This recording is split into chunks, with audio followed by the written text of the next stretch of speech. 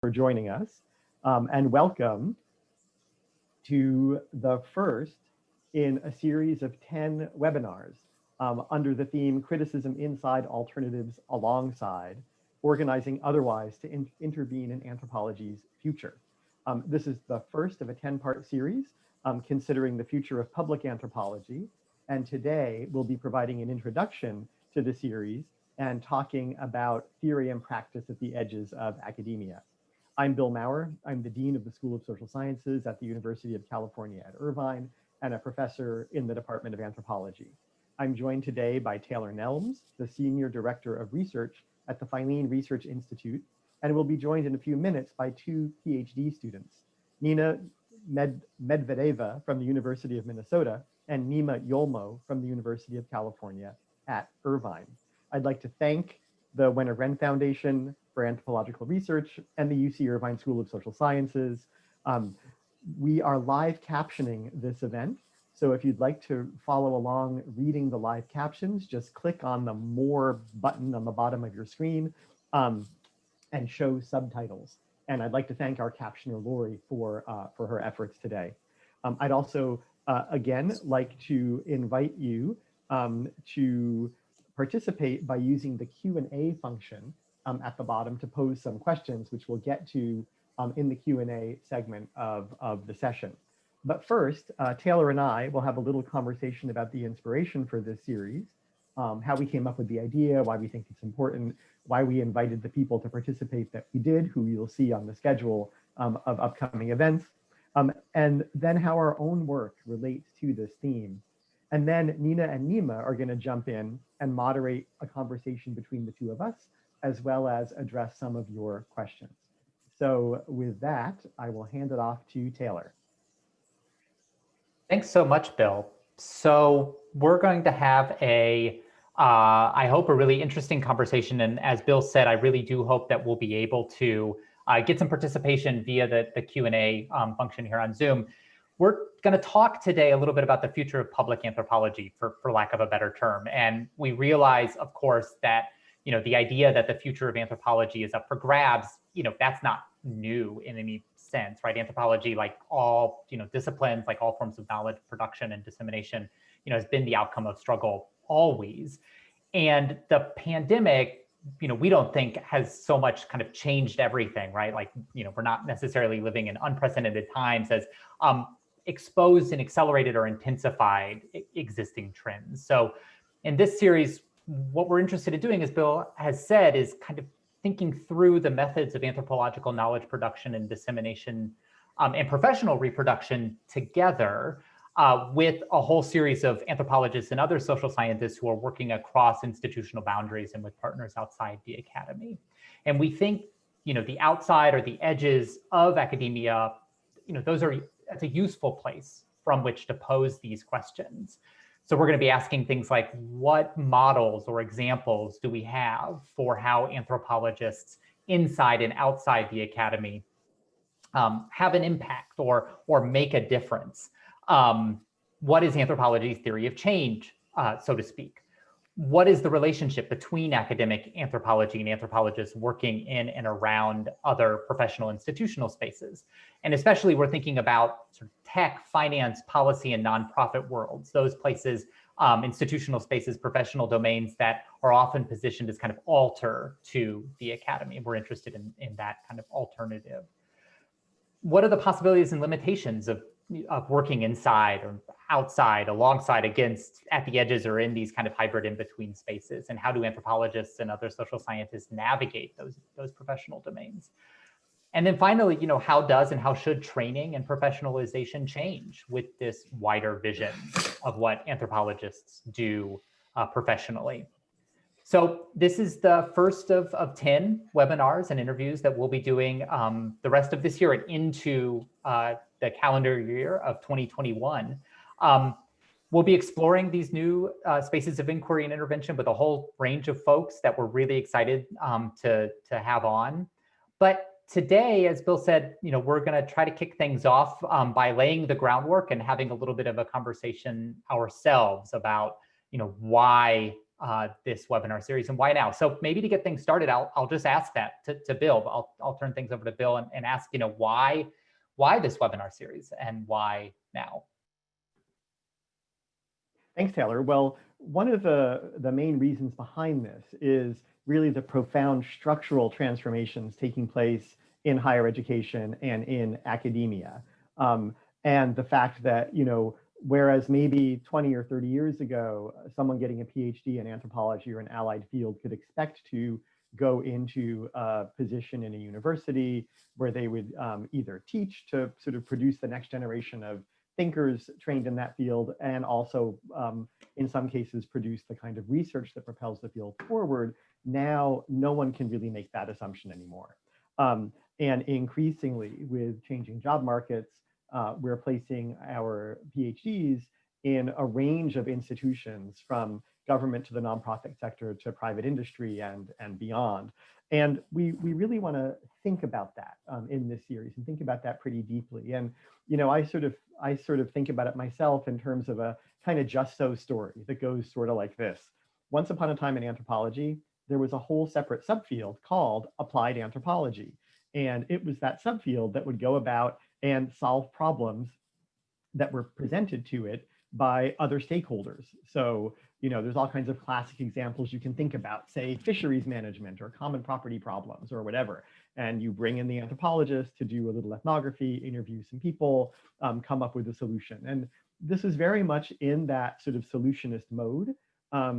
It harks back to an older colonial project where anthropologists were brought in the service of colonial enterprise.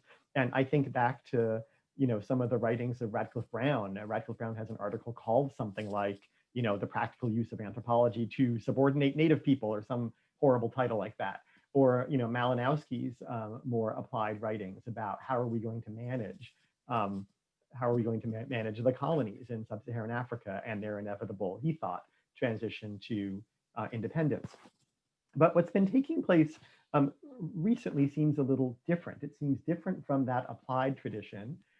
It seems different from the kind of scholar activism type stuff that we also have in our discipline, where we have anthropologists in the service of activists, reformists, even revolutionary movements and groups around the world. It seems different from some of the other things that have sprouted up alongside applied anthropology, like EPIC, the Ethnographic Praxis in Industry conference, which again seems to me to be in that other mode of applied, where you're going into it intentionally, right, seeking to be the anthropologist who is in the service of whatever kind of industry, design, manufacturing, or whatever kind of enterprise. What's different about this is it's not always so intentional, right? I'm a new PhD, I want to get a job, I apply to a ton of postdocs, a ton of tenure track positions, and I also apply to, weird like nonprofit research institutes like the Feilen Research Institute, and I apply to, some position in a federal agency, or I apply to a position in a tech firm, and that's the one that I land. And then what, right? Then what happens? So, it's those structural transformations that new anthropologists and others in allied fields are facing that we want to take on. And we also do want to think about this in the context of profound social shifts in public investment in infrastructure, including higher education, the changes that might hopefully be on the horizon if we see some kind of new renewed attention to those sorts of public investments, which, let's not kid ourselves, very much hinges on the outcome of the US presidential election, at least in this country. But also as the pandemic around the world has occasioned a rethinking of the role of governments and the role of public institutions in strengthening and sustaining society. And before the pandemic, it kind of sounded silly to say stuff like that, a bit grandiose, but I think now we can actually say it, because we have lots and lots of people dying, and we are talking about a problem facing humanity as a whole. So that's part of the inspiration. And it speaks a bit also to precarity in knowledge formations themselves, which I think Taylor's going to pick up right now. Yeah, I think, critically, I think the impetus, at least personally for me and sort of professionally for Bill, grew out of that kind of precaritization of knowledge production in higher education and our sort of ongoing engagement with institution building of one kind or another. And we'll talk a little bit about that. But I also just want to note that, all of this is also happening alongside really powerful kind of experiments and critiques in those older traditions of applied anthropology or scholar activism. So those are not kind of stagnant or stayed fields by any means. In many ways, kind of those recent engagements in fugitive anthropology or abolitionist anthropology or decolonization within applied anthropology, within business anthropology, within ethic itself. Those networks, those movements, I think that all of that is really critical and has really shifted our thinking as well, and especially the thinking of many of the folks that will be joining us in later webinars. So, that for me is really critical, especially as we interrogate kind of models of training, professionalization, and apprenticeship and in the discipline and in allied disciplines. I think on the other hand, and this is maybe the more positive side of things, we've seen a real renaissance in public scholarship, and that's part of what's been going on inside of applied anthropology, inside of public anthropology, but also well beyond the bounds of academia. We're seeing the proliferation of often explicitly politicized engagements with knowledge production and dissemination, and a real push, like I said, from inside the academy to kind of change or broaden our understanding of what counts as scholarship, to do more multimodal research or whatever you want to call it. And I think that there's real interest from anthropologists and other social scientists about how to make one's way maybe more intentionally in these spaces in careers. And that's why, Bill and I feel like, maybe the question of relevance is this kind of, this equally longstanding kind of anxiety about the discipline's lack of, or kind of its limited influence in the public sphere, policy domain. That question of relevance is a little bit of a red herring, right? Because there's real relevant work that's already being done. So if you think just about the words, I just happened across these, a couple of weeks ago of someone like Ruha Benjamin, right? Who says, in this moment, right, a planetary shift, right? Scholars can't afford to cede all the intellectual space to diagnosing deadly structures. We also must seed new patterns, new practices, new politics, right, for a more just and joyful world. And I think, what Bill and I are pointing to is that kind of seeding is already happening all around us.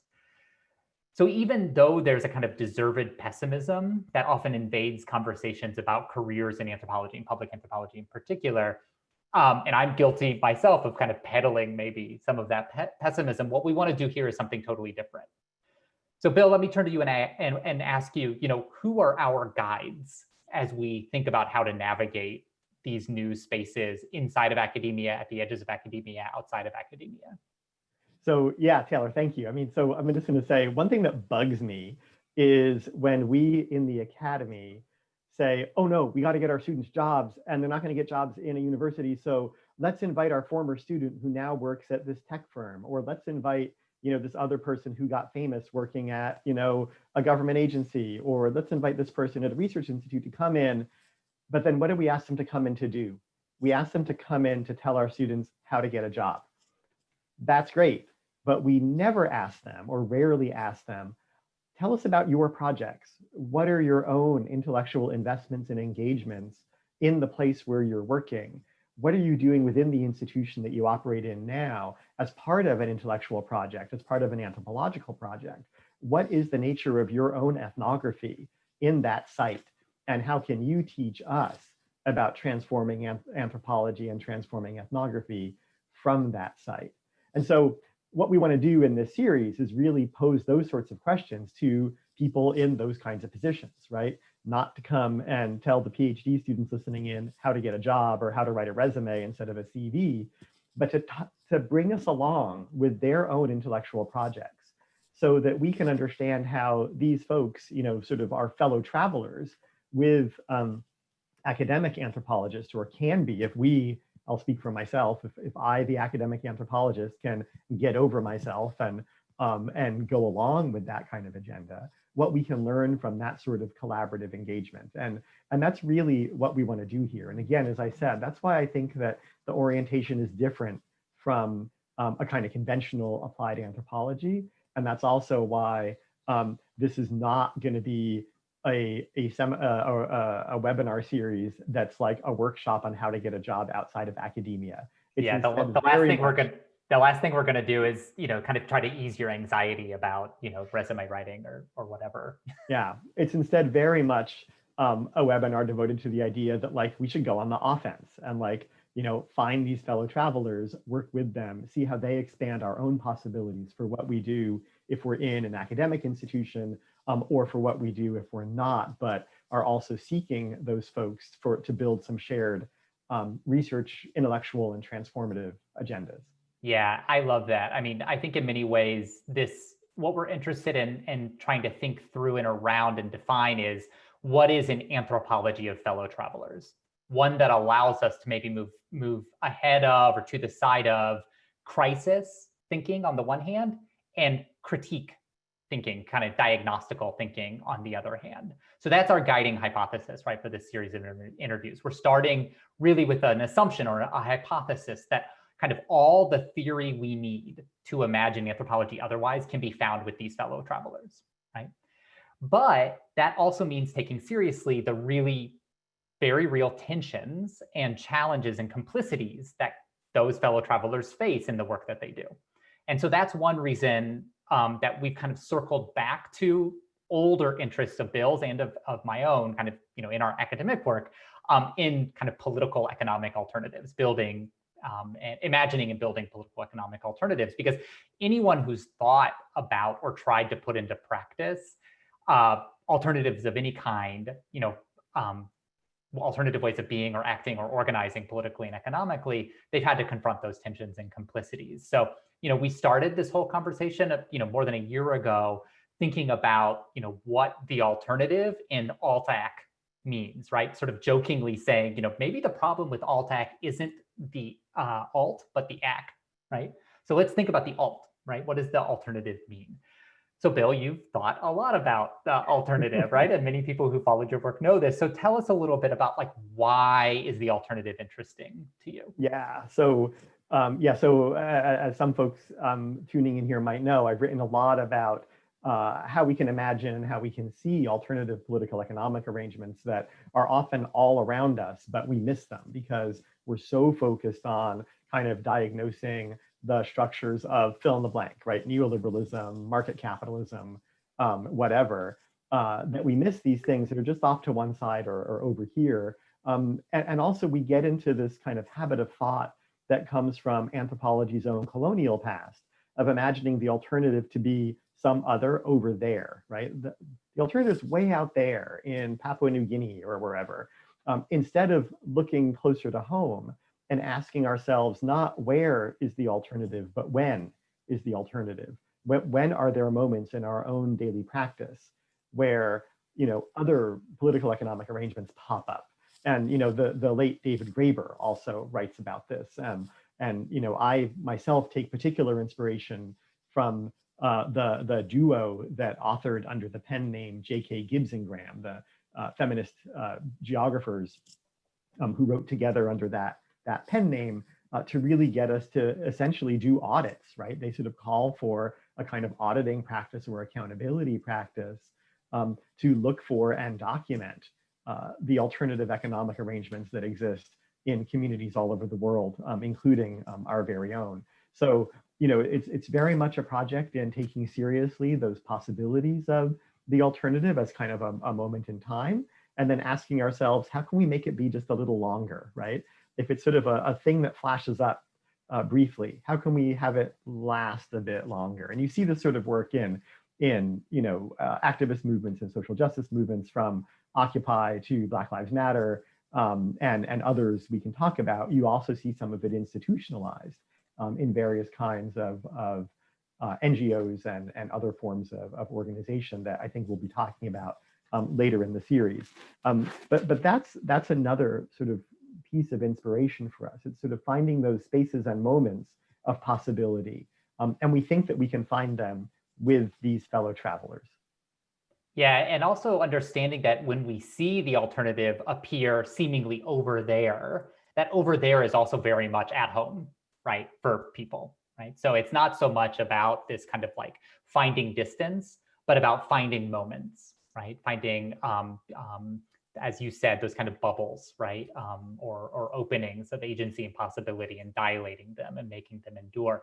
And what I think is really powerful about that kind of alternative theory of the alternative, if you let me put it that way, right, is it puts the alternative back into the kind of hurly-burly of life, right, of the world that we live in, and this kind of reality of heterogeneous means and ends. And so, for me, what that means in really practical terms is that from that kind of standing, we can refuse, I think, any presumption of a great divide between the academy and other domains and other professional domains. One of the things that bugs me from my position now, kind of at the edges or outside of the academy, is when people inside the academy talk about the work that they do, the conditions of work that they have, as if they were any different from the conditions of work that people across the world are facing, right? So when we talk about the precaritization of labor inside the academy, or if we talk about the challenges of the kind of balancing work life inside the academy, like,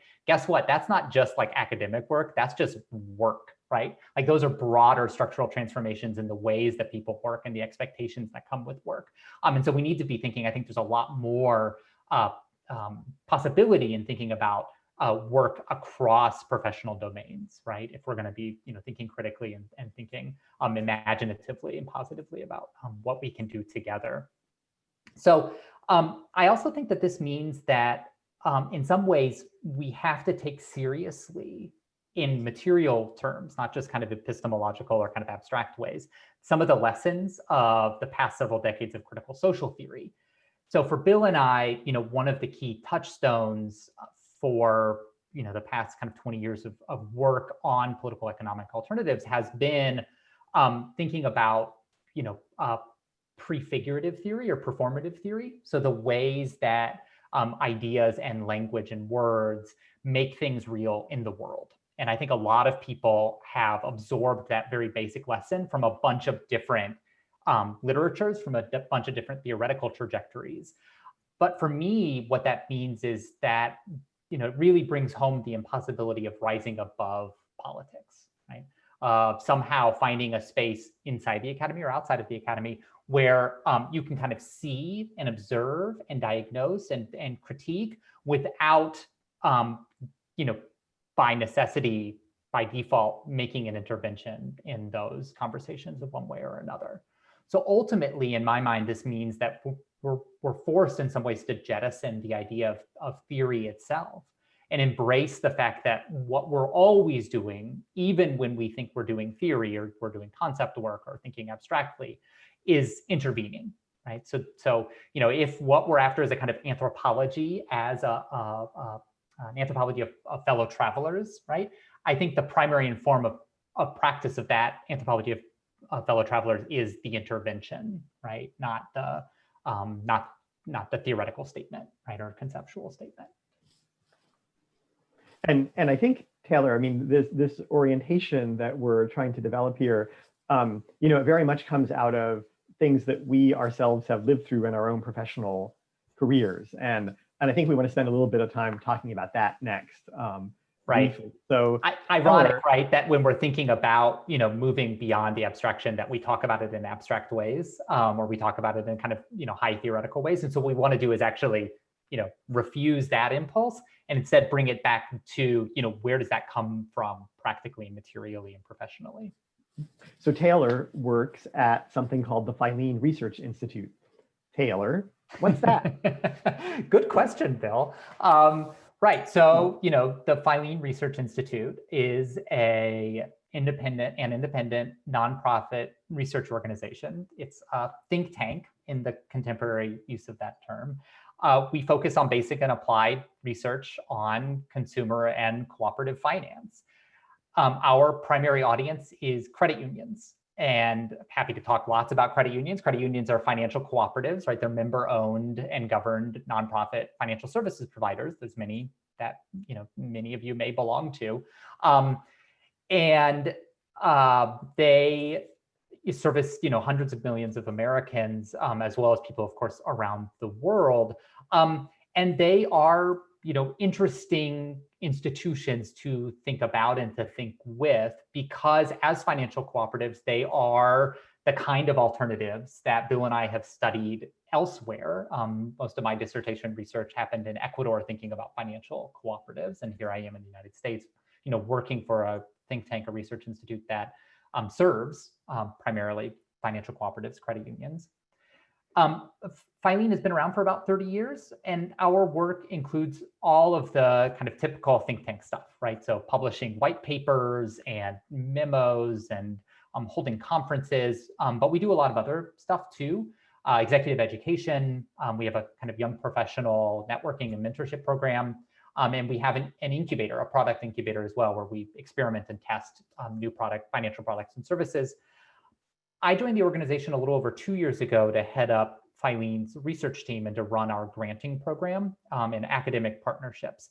And that includes a really interdisciplinary portfolio of research and researchers based at academic institutions, doing work on everything from business strategy and marketing to emerging technology and data analytics to stuff on people's financial well-being or racial economic justice or the future of work. And so it's an opportunity, I think, for me. One of the things that I've found really exciting about working at Feilen is the opportunity to keep one foot or one eye on the academic world, but recognizing also that I have this really new set of stakeholders and interlocutors who are in many ways kind of my primary audience, these credit union leaders in financial services more broadly.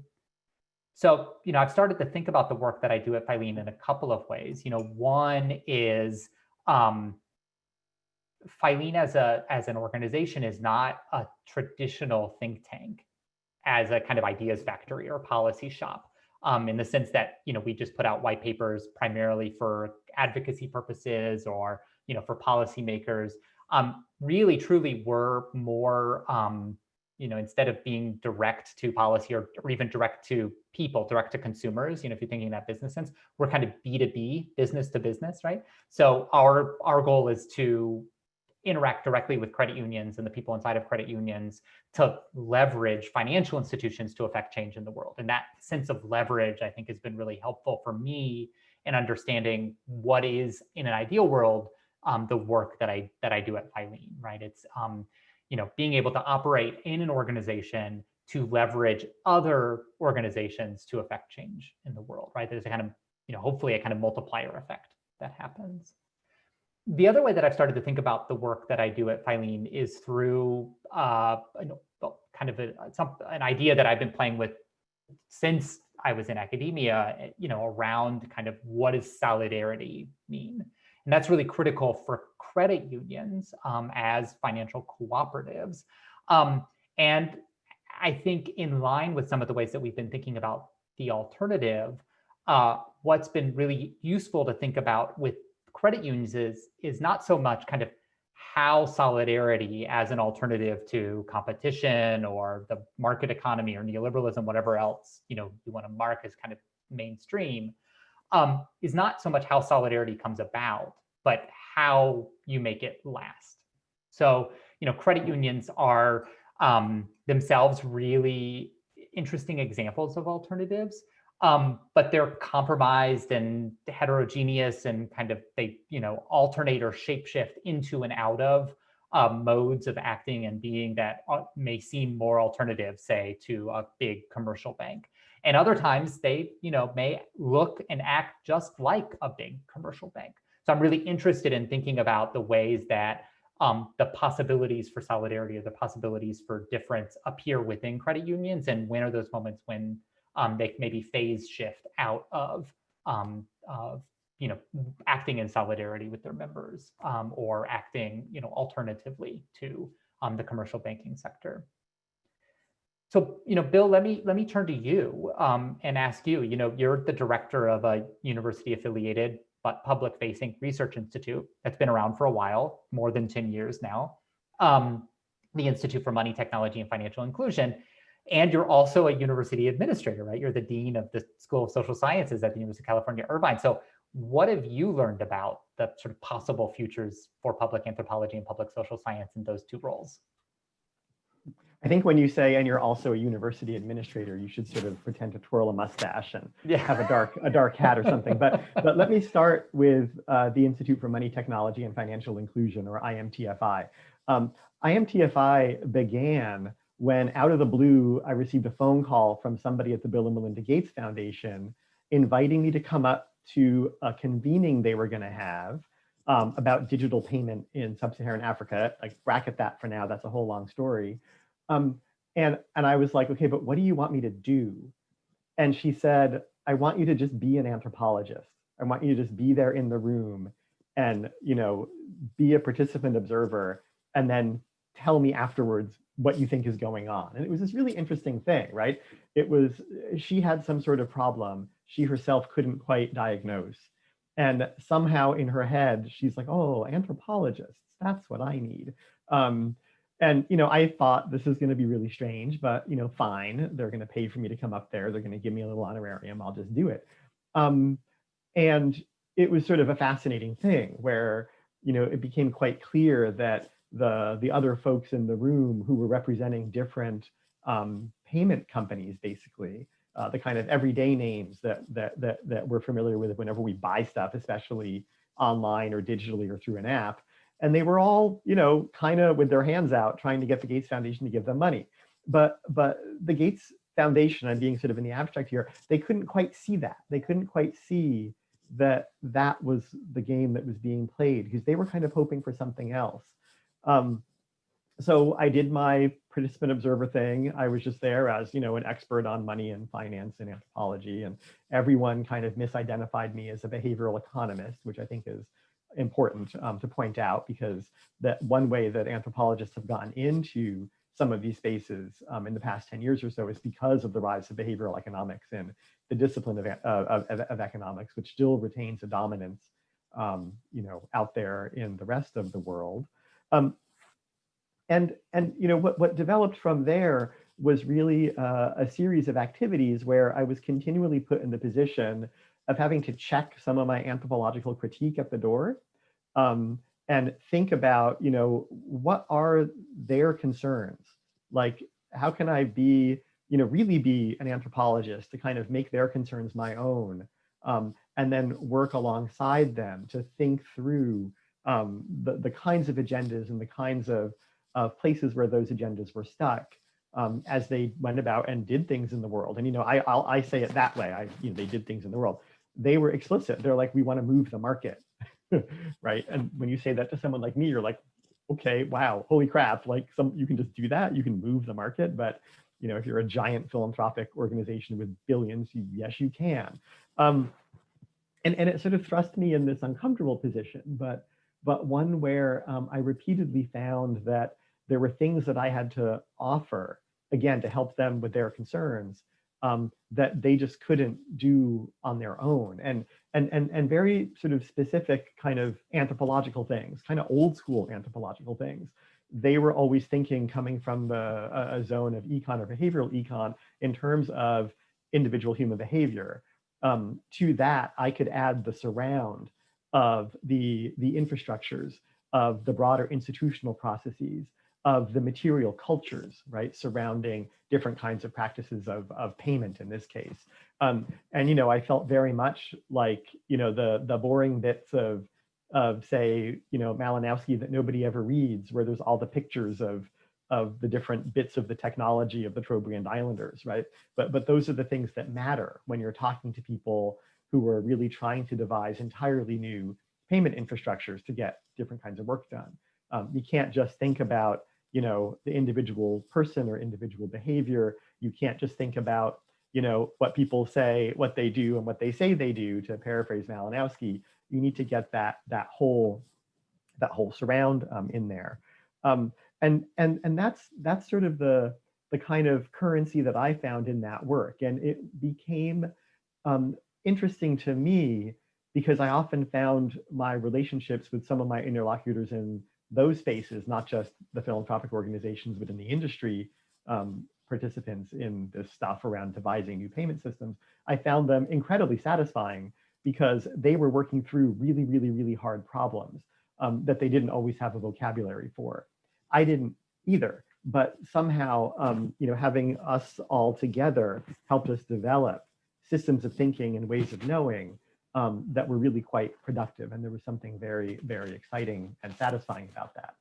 So we ended up, building a number of collaborations, both between academia and industry and the philanthropic sector and various government agencies as well, but also across the world with different folks who we were able to bring into the IMTFI network from institutions around the globe. Some of them anthropologists, some of them agricultural economists, some of them economists, political scientists, policy people, design people, folks in academia, folks in industry, in government, in design studios. And it looks like Taylor wants to interrupt me, so I'll let Taylor interrupt me.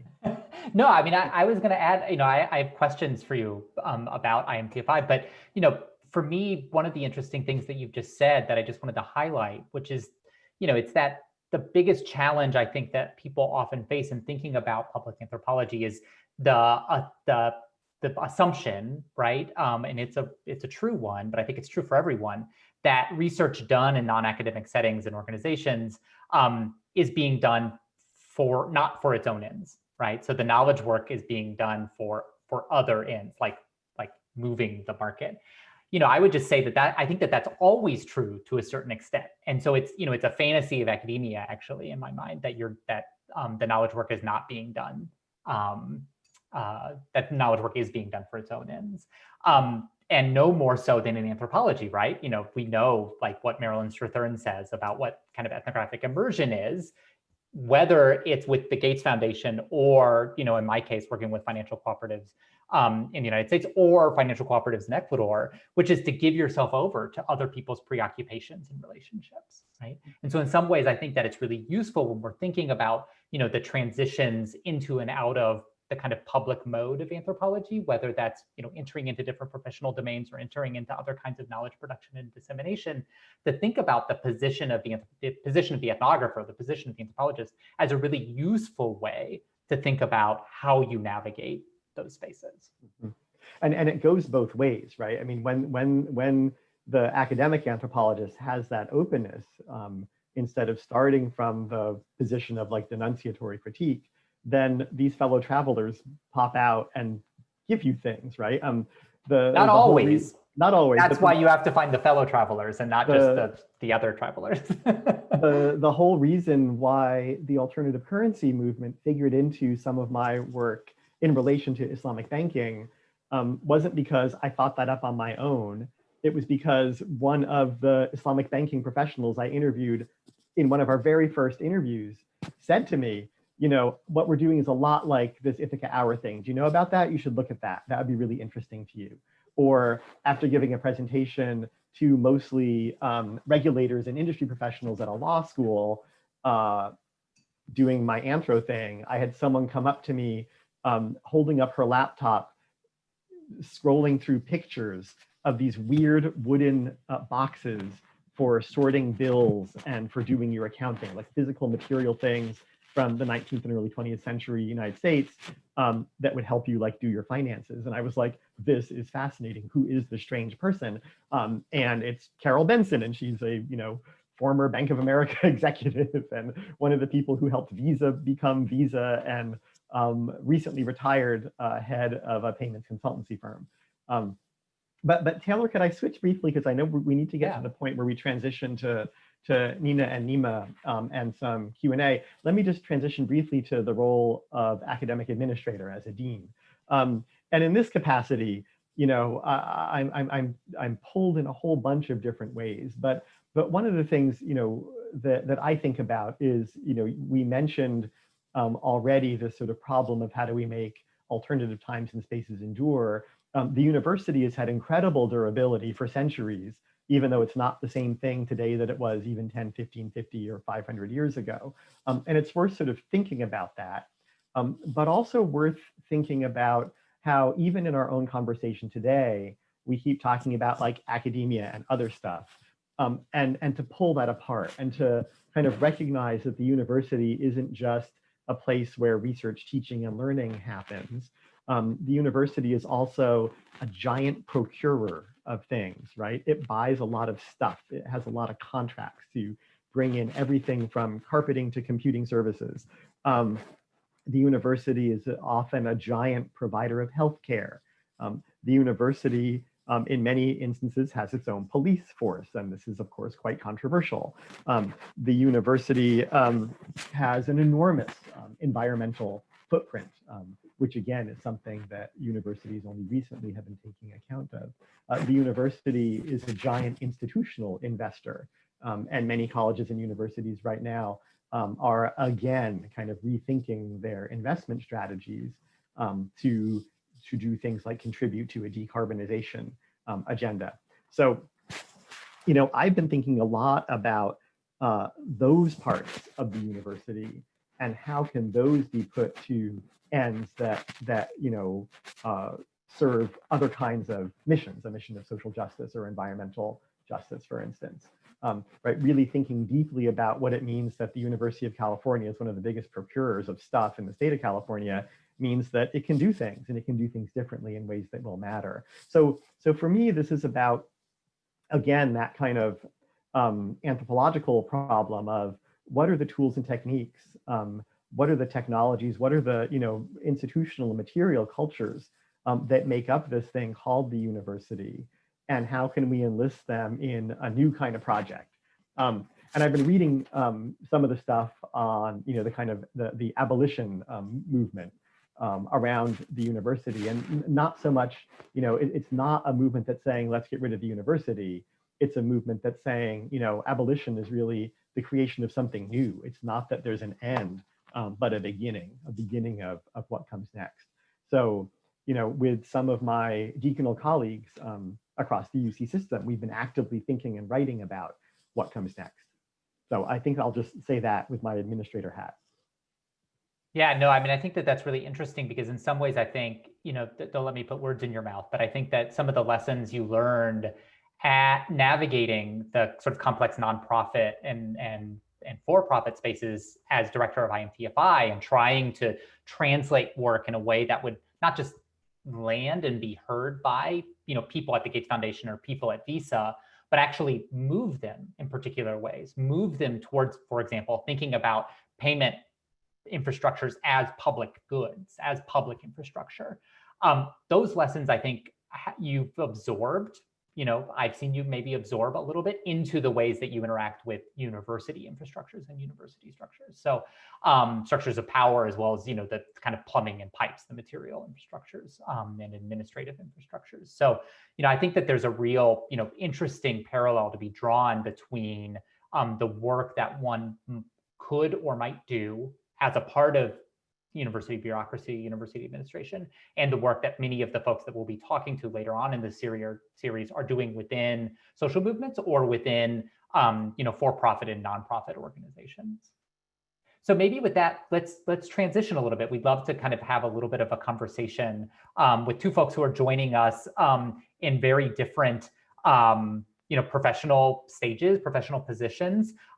Nina and Nima are both PhD students, and we'll be joined by some other PhD students later on in this series. But let's just bring them on to kind of poke us a little bit, and we'll start a conversation. And we'd love to have folks who are listening in, you know, please utilize that Q&A function in Zoom to ask us questions. And I see that we already have one. So let's turn it over to Nina and to Nima. Go ahead.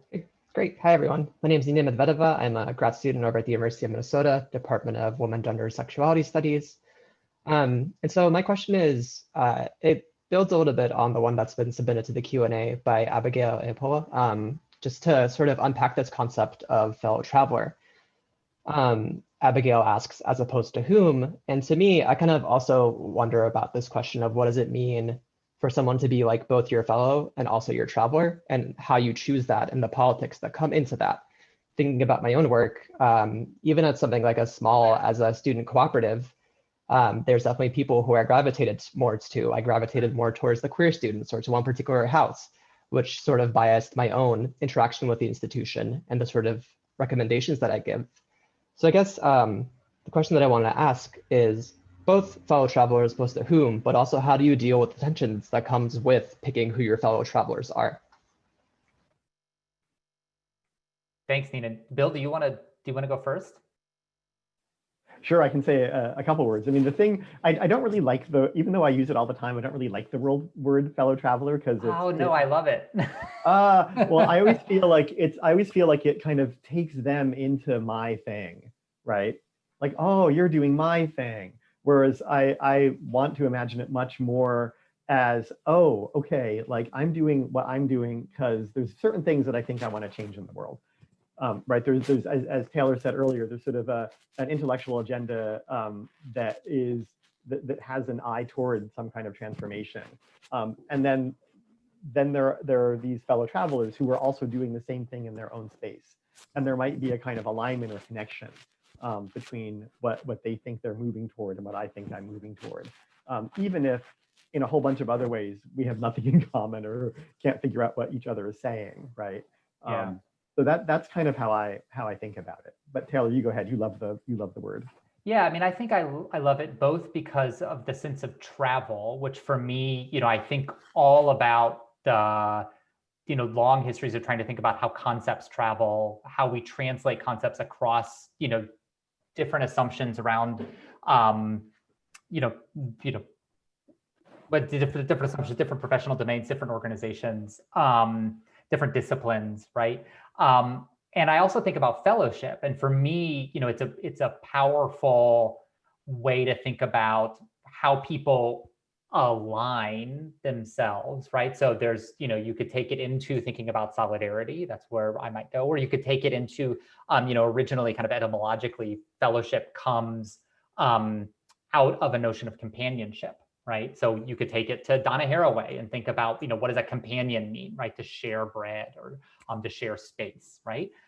So there's a lot of different kind of like really interesting, for me at least, thought-provoking things that you could do with the framing of, a kind of anthropology of fellow travelers. But for me, it really comes down to the a way of thinking about partial connections, right? To use Marilyn Strathern's thing, right? Like, how do you get aligned without subsuming yourself, right? And so, again, that's one reason why I find the kind of position of ethnographer in any kind of public anthropology work or organizational anthropology work really useful, right? Much more, just from a purely practical perspective, it's like a much healthier way to think about your relationship to your job than, identifying yourself either in terms of a calling, if you're an academic, or in terms of, this is my work and this is, this is who I am as a person is, I'm the senior director of research at the Feilen Research Institute, right? We all know that we're much more than our jobs. I think that's healthy politically, healthy psychologically. So for me, that kind of like fellow traveler thing allows me to think about relationships without identity, right? So thinking about the kinds of partial connections that we can make with people to get work done in the world without necessarily, subsuming ourselves to some kind of, overall sense of pure identity or homogeneity, if that makes any sense. And it's a temporal thing too, right? I mean, absolutely, just to go back to that point, because it implies that there's an unfinishedness, right, that will always be unfinished, but that demands kind of, continual ongoing travel. Yeah. And I love the question that Emiko Stock just threw in, right? Like her connection was bad. She said, so she heard fellow troubler. And that's great, right? Fellow traveler, fellow troubler. That's really good. That's very Harawayian, right? That like as companions, you trouble each other. It's a risky proposition to enter into companionship, to enter into fellowship, right? And I think that sense of riskiness is important not to lose. What are we willing to risk professionally, institutionally, materially? Hi everyone, I'm Nima. I'm a grad student at the University of California, Irvine. at the Department of Anthropology, interested on issues around money. So this is exciting for me. So my question actually dovetails quite well with what you just said, Taylor. So I was thinking about what are the pitfalls of doing this kind of collaborative work, right? And also thinking, drawing back on our earlier conversation about thinking about the history of cooperatives. What about cooperatives that end up not being very alternative or progressive, or the limits to how we think about their access to capital and so on? Thanks, Nima. And this is a point that both Nima and Nina have poked me on again and again, which I think is it's a really useful place to be to recognize what are the failures or limits of cooperatives as a progressive form and as an alternative form. And what I'll point to is the namesake of the Feilen Research Institute itself. So Edward Feilen is the person who the institute is named after. In many ways, he's seen as the kind of the father, to use that masculinist term, that heteronormative term, of the credit union system in the United States. And Feilen is a really interesting kind of compromised political figure too. With his brother, he owned and ran a department store in Boston in the early 20th century. And they were kind of early 20th century progressives, right? New Deal progressives, ultimately. They did a lot on the kind of management science kind of things. And Feilen's department store is the organization that ended up being Feilen's basement. But they were also involved politically in those kinds of progressive movements of the early 20th century. So women's rights, the labor rights in particular, but of course from the side of management. And what's really interesting is the way that Feilen, that we can recognize the progressive work that Feilen did, while also seeing the really kind of compromised tensions, right, that were involved in the work that he did as well. One of the things that he liked to tell policymakers, it was a political bet on his part, was that we needed to promote credit unions. In part as a, not only in his mind to support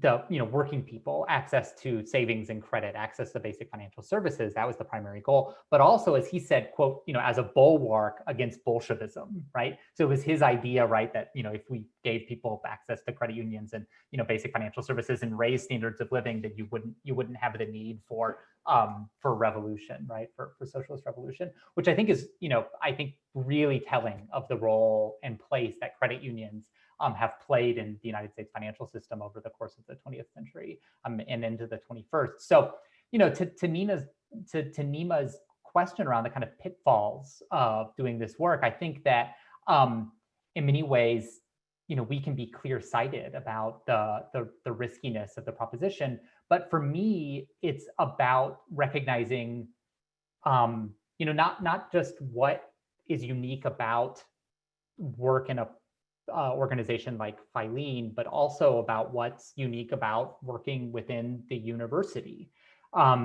Again, I don't think that there's a difference necessarily between the academia and the non or alt academic world, even if there's this kind of powerful mythology about the disinterestedness of knowledge work in the academy. So there's there's no denying that there are challenges, but I think that there are unique opportunities as well. And so one of the things that we're definitely going to be exploring in this series, I think maybe the primary question is, how can we better understand the modes of operation or the affordances and limitations of different kinds of institutions, different kinds of organizational spaces, both for knowledge production and for more explicitly political work in the world. Bill, did you want to jump in on this sort of question of pitfalls and kind of navigating compromised political landscapes? Well, I think we have another question that's from Justin Richland that kind of follows on from this. And I think that maybe Jenny was going to just let Justin jump in with his voice, if he's willing to do that, because it was a long question. Excellent. Hello, hello. Hello, we can hear you. Go ahead. Hi. Hi, hello everybody. Thanks for this, guys. It's really, really interesting and so important. And Taylor, it's great to see you again. And Taylor and I had the opportunity to have some conversations around these issues last year in a class that we're trying to do called Anthropological Careers, and thinking about this more broadly, the ways in which to think about what anthropology is and does in a manifold number of engagements around. My question is something that I've been thinking about in my own, for different reasons, is the way in which, thinking about how knowledge production is always politically embedded, is always motivated by, matters of concern, as Bruno Latour describes them, rather than just producing matters of fact, has been taken by some in our own discipline to mean that we're not a knowledge producing. To be a critical discipline is not to be a knowledge producing discipline. And I find that a deep misreading of what critique is about, certainly in the Kantian tradition, but also in so many others. And I've been wanting to recuperate the empirical for anthropology. I've been wanting to think about that really the lesson of a Latour and others is to say that the only kind of knowledge we ever get as humans is knowledge that's embedded in sets of interpretive commitments already. And so what we need to be doing is taking seriously that, and that what anthropology is really good at is a kind of humanistic empiricism or an interpretive empiricism. And that if we can recuperate the empirical, we can start to own our knowledge production and be useful and be valuable partners, fellow troublers, with those with whom we might partner. And I'm curious your thoughts about that, about the need with those of us who are maybe in the academy or theorizing this or wanting to create the space for this, need to grab something like the empirical by the reins and own it. Yeah, I think the empirical and the methodological, right? Like in some ways, those are two really material, practical ways that anthropologists can insert themselves into conversations outside of the academy. That's the way that I've found purchase at Feilen and in the credit union space, is by bringing a kind of wider vision to people in their own attempts to kind of understand the world, their own kind of empiricism, and bringing new tools to be able to do that. And often, by the way, I'll just say, they're really coming from academia, they're not complex methodological tools. So like, things like doing good interviews, right, is like something often that can be really useful for people outside of academia, right? Running a focus group, right, is like, that's stock and trade of market research, but doing it in a way that, maybe troubles the edges of the focus group or sort of opens up the conversation in different ways, that can be really useful. I'd say that this kind of reclamation of the empirical is something that people both engaged in scholar activism and engaged in business anthropology, like at Epic, right, are also doing, right? And so I agree 100%, right, that the empirical is a really useful way for us to get engaged publicly and kind of shift, move the needle, as they say, in my world, politically, practically, and materially. Thank you. We're coming up against the edge of our time. I'll just add to what Taylor said very briefly, that so often I'm in a space where I'm hearing someone present to me the results of research that have been taking place in an industry setting, and they're stuck on something. And then all I have to do is say, have you actually talked to people? Like, did you talk to people, or did you just have them do a little online survey? Maybe you should go talk to people, right? Or, did you maybe go into their house and see what they have on their kitchen table? That might be important. What's in their wallet, like literally in the kind of work that I do. Have them open up their wallets and spill it out and explain it for you. So very, very basic stuff. But we are at the edge of our time. There was a question from Gertrude I just want to answer, which is, have we found possibilities for real friendships? And I'll say absolutely, in these sorts of spaces. Better friendships in some cases, because we're not playing other kinds of games, on the field, we're in different fields, so to speak, in the Bourdieuian sense. So absolutely. Listen, I want to thank everyone who joined us here today. This is just the first of 10. So please come back. The schedule is posted on the Wenner-Gren website. It's also happening somehow in social media.